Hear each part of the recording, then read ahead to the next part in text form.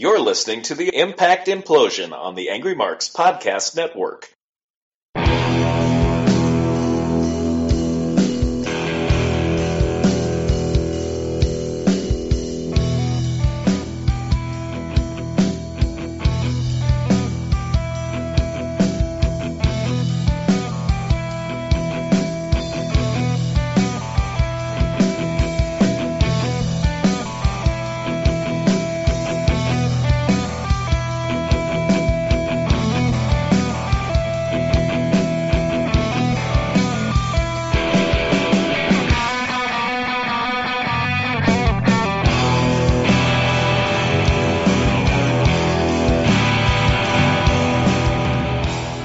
It is August 14th, 2015. It is another episode of the Impact Implosion. As always, my name is Seth Draken, and on the other end is Mike Poland. Hello, good evening, everybody.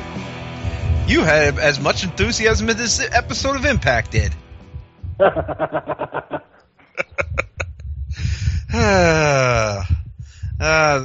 News. I don't think there was really any news. No, let's get into this Impact then. What? If there's no news, let's get into Impact. Nope, no news for TNA. No news is so good we news, can immediately get what? And no news is good news. Oh yeah, so we can immediately get to this show, and boy, what a show it was! Hey, Jeff Jarrett's the executive director for the night. What an uncaring, completely crap show that made no sense whatsoever. And he's going to make TNA versus GFW.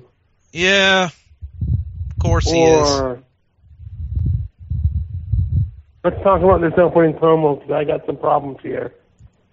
Well, we start off with Jeff Jarrett with his crew, hanging out with the family, of course. Having themselves a party. Mm-hmm. So, yeah. Jeff Jarrett comes down to the ring with his wife, and he says he still can't believe that one call from TNA management could lead to what has happened thus far after everything that went down between he and TNA. Thought his career was complete, and he has founded a new promotion in Global Force Wrestling. Says the promotion is based... It's going to be TNA versus GFW. Yep, basically. Rivalries create great moments. Great rivalries create great moments. So let's create a new rivalry with TNA and GFW. So he announces the match: Sanjay Dutt versus Tigre Uno, Awesome Kong versus Lady Tapa, the Wolves versus Trevor Lee and Brian Myers. And the main event, the King of the Mountain Championship, will be on the line as Jeff vacates it, and we will crown a new champion. So Eric Young comes out. And mocks basically tries to bait Jarrett into fighting him. Yeah, he mocks him for saying he does this for the fans. He's like, I am mad. He's God. Also mad that you consider yourself. I'm going to let you be the Booker Man. Yep. Except he doesn't respect the Booker Man in this case, so he's not Pillman. He's taking credit for Kurt Angle being left, which is a freaking tumor. Congratulations, Eric Young. Are you radioactive? Tumor. And says he took Chris Melendez's leg because he wanted to. I would like to add that this was taped after he won a match where he won Chris Melendez's leg, which hasn't been shown yet. So nice one, Good job, TNA. Just in case, so EY eventually sucker punched him. GFW guys come out, the TNA guys come out. They're pissed about the GFW guys attacking a TNA guy when they should handle their own business. Something like that. Yep. The guys are fired up about the attack, and Jeff says, "This is an invasion. Focus on winning your matches tonight." Here's the problem I had with the attack is you have all these TNA guys, these GFW guys, Justin Gabriel, Chris Masters, Sanjay Dutt, and then who you have for TNA? You have Mr. Anderson. We can't call him Justin Gabriel. We can't call him Chris Masters anymore because WWE will sue us. They ain't going to sue me. I'll call him Darewolf and Mordetsky. One, because I like Darewolf. And you have the Jobber Squad from the TNA side, Anderson, P. Uno, and Robbie E. Yeah, you do. You can't get anybody good. You can't get like Bobby Roode and all those other guys to come out. So they get the lowest tier guys. So yeah, commercial break. Oh yeah, after that we get our first match. Ugh. And this, oh dear God, this match sucked. Everyone had warned us about this match. The tapings had warned us. And the only good thing I can say about this match is it's not as bad as the Villanos and Psycho Circus from AAA. Thank you, AAA, for making this match a little bit watchable. Thank you, AAA, for actually having a worse pay-per-view than Slammiversary, actually. So, thanks on that. I hadn't heard about that. Oh God, you haven't heard about the terrible Triple Mania pay-per-view? I've heard about certain parts of it, and I've heard that there were feed issues and all that stuff. It sounds like an ROH pay-per-view. Oh God, it was horrible. This is a TNA show. We won't get into that. I'll just say it was horrible. Speaking of TNA shows, they have a one night only, by the way, that's airing right now. Yeah, I'm not going to pay for it. Sorry. No, it's not a World Cup. Now, as much as you say it's actually more of a team challenge series than a World Cup. Yep. TNA will probably never remember. Complained about the last time they did the World Cup concept. Yep, it's not actually a World Cup. Yep. Let's have actually teams best representing countries. The world. So Royal Red comes out, talks about how great Lady Tapa is, and the other knockouts should bow down to her. We tried this before. Your run failed the last time. Sorry, Tapa. By the way, announcers like, you might remember Tapa before. I'm like, yeah. You also might remember that Gail Kim kicked her out. Yep. So this match, horrible. I'm not going to say anything more. It ended in a double count out, about 5 minutes long. And the fans booed. Match. Next. Okay, we had an Impact interview with PJ Black, who talks about being a guy who loves to do stunts, and then he needs to take a phone call. He's not all worried about this match he's going to be in tonight. Yep, the Darewolf. And because he's at the full moon, he becomes a werewolf who likes to do stunts. The Darewolf. And we also have a promo from Drew Galloway. Yep, he plans on winning. As he was also on his phone. Odd. Yep. So Bobby do we have another match next, or do we have Rude and Spud? Spud. Yep. Rude's pissed. He's pissed about not being in King of the Mountain. He's also pissed about his former partner being gone. And he calls out Rockstar Spud, who comes out in an unusually plain shirt, even though it is purple, but it's not designed well. It's just purple. And Rude's just like suck. He's like, congratulations, you beat my former partner. You beat my former Spud. Yep, you did it. And Spud's like, you are a condescending prick. And the fan is like, hey, the fans believe I should be here. Well, I know you don't. And that's all that matters to me. And he doesn't want to be involved in Rude's aggression, but Rude decides to involve him anyways. And he's going to take out his aggression on anyone, and there's a damn thing Spud can do about it. So Spud attacks him. And this, unfortunately, isn't going to lead to anything, because there's no match in any of the upcoming Impact. So. Yep, Spud gets beat up, gets assaulted, thrown injured, put in the crossface, choked with his jacket, Rude bombed, you name it. Officials split them up. Jeff Jarrett is mad at Rude for attacking Spud. And Rude says he did to Spud was a wake-up call to Jarrett and TNA, which will never be mentioned ever again. What? What? What happened? Well, Rude says what he did to Spud was a wake-up call to Jarrett and TNA management, which probably will never be mentioned again. Oh, yeah.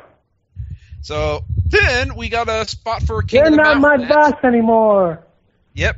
So then we got a spot for the King of the Mountain match. Jesse Goddard versus Bobby Lash or Franklin. And when we get a Ronda Rousey reference for some reason about they don't even remember this match is a good idea. What? Who thought this match was a good idea? Someone. That's all I can say. Someone. I believe this was to fill the spot that Drew Galloway was taken out of because he got beat up backstage. No, this was not for that spot. This was just for qualifying spot. Robbie E in that spot. Yeah. So this was a boring match, and Franklin won. Of course it is. Two big guys. They just did not gel well together. And then we get a Full Metal Mayhem montage replay from last week. And then we saw Drew got attacked in the back with the chain. And no one knows who did it. And he's out of the main event. So we go to the commercial break. Can you hear me, Drew? break. Can you hear me? No, he's knocked out. Of course he can't hear you. And then after the main event, we see Jeff Jarrett rubbing his head like he has a damn headache. And Dixie's like, what are we going to do? What are we going to do? And Jeff's like, relax. I used to be a promoter. We can find a replacement. And I'm like, wait, Dixie couldn't figure out that part? You're making Dixie got to go to the hospital. Yeah, Dixie's got to go to the hospital. Jeff Jarrett will be like, I'll find a replacement. I'm like, dude, Dixie, you couldn't figure out the replacement bit? And just say, Dixie'd be like, well, we'll get a replacement. Jeff, you find him. And it better be a TNA guy. Yep. That made Dixie a lot more intelligent than just, what are we gonna do? What are we gonna do? Even though I'm the promoter of, I'm the owner of this company, I don't know what to do. And we have an EC3 promo up next. Yep. They're bragging about beating Matt Hardy with Tyrus's nice tights about being the glorious unicorn of Swole. So he says, you know what? Matt Hardy put me in his match, and I beat him. And he was bragging about it. It defended it, not in a match, but in a car crash. So the fans were chanting him, you suck, and he's like, I don't suck. Because I defend my title in God mode rather than beast mode. And we all know what happened to the last person who called himself God on this planet. But anyway. Well, yeah. Well. Dennis Leary bit. Yeah, well, obviously, Jesse Goddard's, not Jesse, EC3 found the cheat code. Found the Game Genie. And put in the cheat code for God mode. And here comes Matt Hardy. Yep, limps his way to the ring, says, I heard every word you said, and you do hold claim to being the best in the world. I didn't think you could beat me, but you did. So I'm not going to make any excuses, but as long as you're champion, the title's going to be my focus. And failing one match doesn't make you a loser. No, but it puts you in the back of the line. What makes back me of the bus, Matt Hardy. Not pick yourself back and march forward and says, he is coming for the title because Matt Hardy will not die. And I'm like, are you sure you can say that without I thought that was a WWE copyrighted. That phrase, Matt Hardy will not die. So yep. EC3 says... And EC3 says, do you want me to face him? Well, he actually first says, I respect you for being humble, and I admit nobody has hit you as hard as you did. So, you know what? I'll give you, it's not about me giving you a shot, it's about these people. Do these people want to see another match? Yeah! And I'm screaming, no! And EC3's like, well, the answer is no. I'm done with you, And Matt. then they beat him up. Moving on. You'll never get another title shot at me. So, Tyler's blindside. For a couple weeks at least. Yep, they beat Matt Hardy down, and EC3 raises his belt after hitting Matt Hardy, of course, with it. And we go to a commercial break. And then we find out from Taryn Terrell that next week she wants Marty and Jay to eliminate Gail Kim in a steel cage. Yes, because that worked out so well the last time. So then we get Chris Mordetsky backstage, and he cuts a very generic promo. He's a masterpiece, and he's going to show what he can do. Well, no, he didn't say he's a masterpiece. He's the Adonis. We already have somebody who does that gimmick. I know, which will be mentioned later. Time for the Wolves to take on Trevor Lee and the Prince of Queens, Brian Myers. And Josh even says fans may be familiar with Brian Myers elsewhere. And I'm like, really? We're not going to mention the other company he worked for. But yeah, he was in another company. You may know who he is. So, and they mentioned that the other guy, Trevor Lee, is from Cameron, North Carolina. So he probably went to Omega. He's a Hardy graduate. Maybe. This was a good match. Not much to say, other than there were a bunch of good submissions.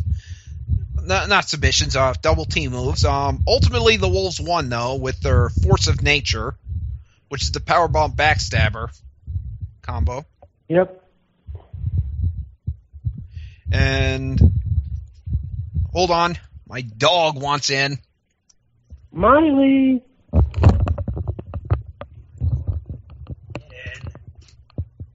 Get in.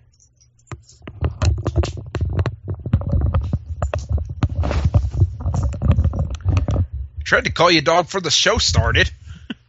So why are you on here now? So, next match. After that interruption. Oh, actually, no. We had Lashley talking, and I basically said all I said. Why are you having Lashley talk? We've gone over that before, though. Yes, it's just it means he's a great. He is good. He's gotten better as a wrestler. He cannot talk to save his damn life. Not even as a calm guy. He cannot talk to save his life. So just move on. Anyway.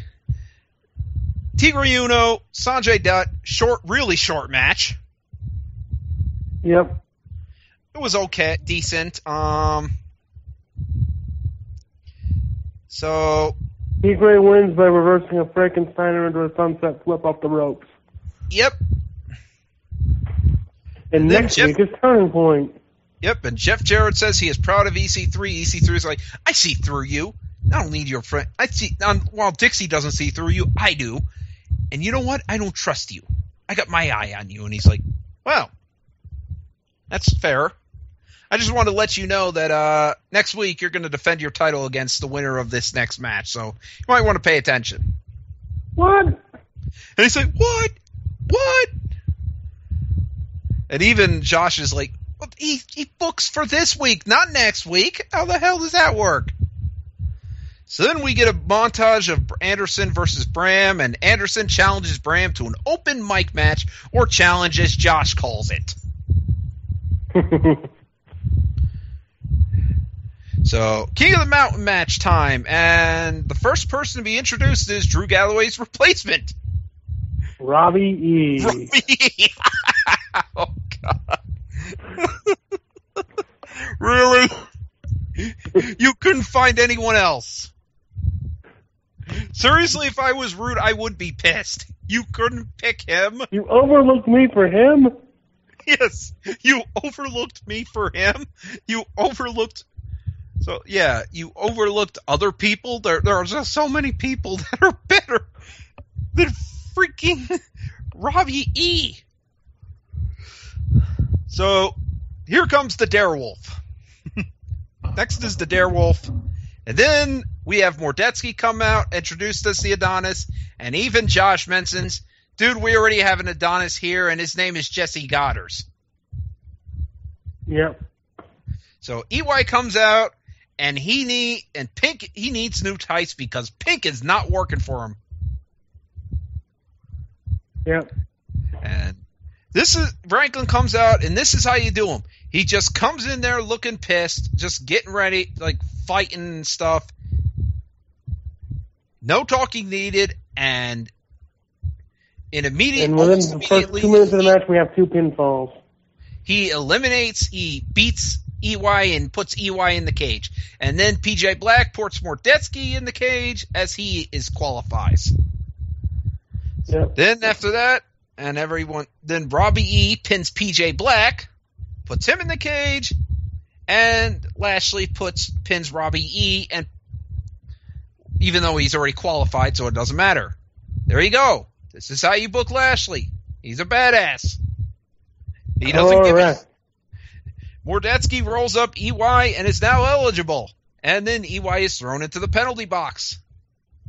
Robbie E jumps off the penalty box and takes out Franklin and Mordetsky. Mm-hmm. Darewolf is slammed in the cage by Robbie E. EY finally hits a low blow and a pile driver onto the steel steps, pinning Robbie E to finally become eligible. Mordetsky has the belt, but Darewolf comes in and both are fighting for the belt. And then Lashley takes both men down and spears both men after they're off the ladder. And then EY takes Franklin off the ladder before he can win. EY has the belt and is about to go for the ladder for the win. I got to mention, you got to put the belt up on the hanger. It's a reverse ladder match. You all know that by now. PJ Black springboards in Darewolf, and now both are fighting for the ladder. Lashley spears EY off the ladder with the top rope, and PJ Black hits a 450 that doesn't connect completely as his knees hit Lashley. And then he hangs the belt and wins. Yep, and Pope is not happy with a GFW guy getting the belt again. And EC3 comes out raising his own belt in defiance. And that's all I saw because the DVR sucked. Yep. C-. I give it just a D. There were some okay matches, ultimately taken down by a boring match and a horrible match. It really just was not good. So that's all for Impact. Do you have anything to sell? Not this week, you? Nope. Okay, then I guess we're out. We are out. Miley's already taken her walk, so we'll see you next week. Yep.